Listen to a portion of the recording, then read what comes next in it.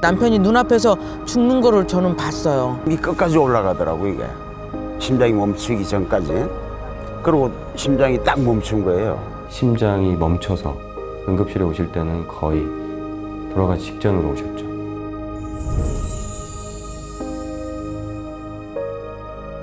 심장 판막이 혈관이 그 2개가 막혔어요.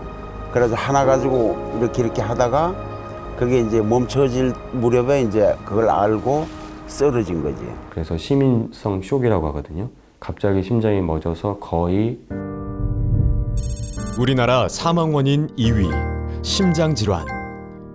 특히 노화로 인한 퇴행성 심장 판막 질환은 5년 새 30% 이상 급증했고 국내 60대 이상의 대동맥 판막 협착증 환자는 약 76만 명으로 예상된다. 2025년 초고령화 사회 진입을 앞둔 우리 사회에 심장 건강은 초미의 관심사다. 판막이라는 건 저희가 쉽게 생각하면 심장이 하나의 집이라고 생각하면 그 집에 방문이 여러 개가 있잖아요. 잘 열리고 잘 닫혀야 되는데 일종의 문의 문제가 생긴 질환을 저희가 판막 질환이라고 하죠. 숨이 차고 절도하기도 하고 가슴이 아프기도 하고 이런 게 가장 전형적인 3가지 대동맥 판막 협착증의 증상으로 알려져 있습니다. 대표적인 대동맥 판막 협착 증세에도 불구하고 단순 노화로 치부해 추정 환자 대비 진단율이 크게 떨어지는 것이 우리나라 심장질환의 현주소다.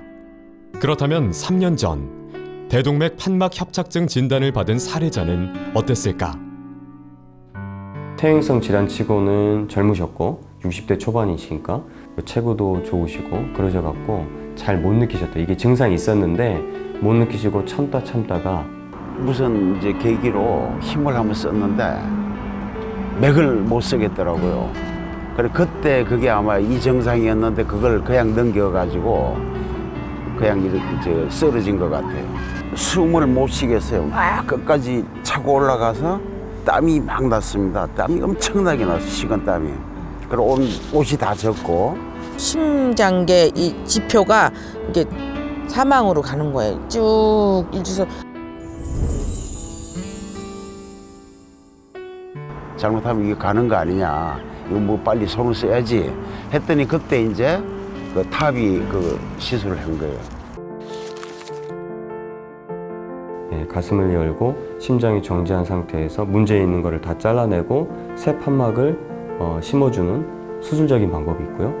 이제 그런 컨디션이 안 되거나 안 되는 분에 한해서 저희가 심장을 열지 않고 멈추지 않은 상태에서 카테터라는 걸 이용해 가지고요. 국소 마취하고 심장을 잠깐 기절하게 상태에서 스텐트 안에 판막을 숨겨놓고 스텐트를 쭉 펴주는 이 타비 같은 방법이 있게 되겠습니다. 경피적 대동맥 판막 삽입술이라고 불리는 타비. 수술 없이 다리 위쪽에 작은 구멍을 내어 다리 혈관을 통해 인공 판막을 고정하는 시술이다. 그렇다면 이 시술은 주로 어떤 환자를 위해 시행될까? 고령 환자들이 많습니다. 그래서 고령 환자들은 보통 그 한 가지 질환으로 오시는 경우는 드물고요.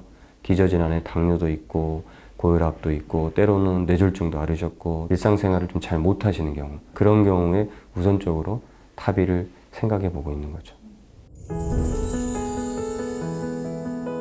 당뇨가 있어요. 당뇨도 조금 있고 하니까 그 상처가 빨리 안 날 걸 예상해서 그 시술을 하자.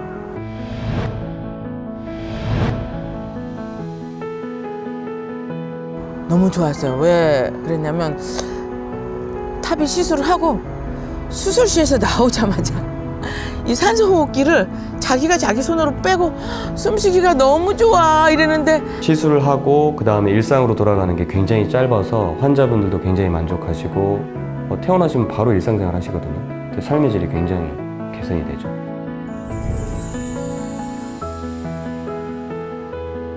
뛰기도 하고 뭐 내가 하고 싶은 운동도 하고 거의 뭐 95% 정상. 근데 이제 나이가 있으니까 젊었을 때만큼은 조금 덜 되지. 죽음의 사선을 넘나든 사례자. 그는 타비 시술 후 평소와 다름없는 일상의 삶으로 복귀했다.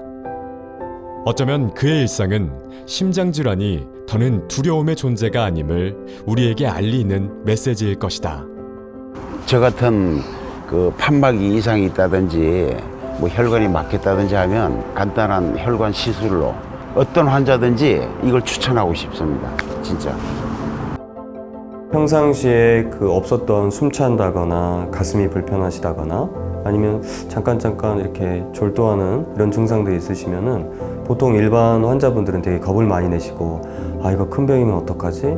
병원에 오시는 걸 주저하시는데 심장은 정확하게 진단하고 하면 완치할 수 있는 병이기 때문에 겁내지 마시고 빨리 와서 전문의랑 상의하시고 적절한 치료를 받는 게 중요할 것 같습니다.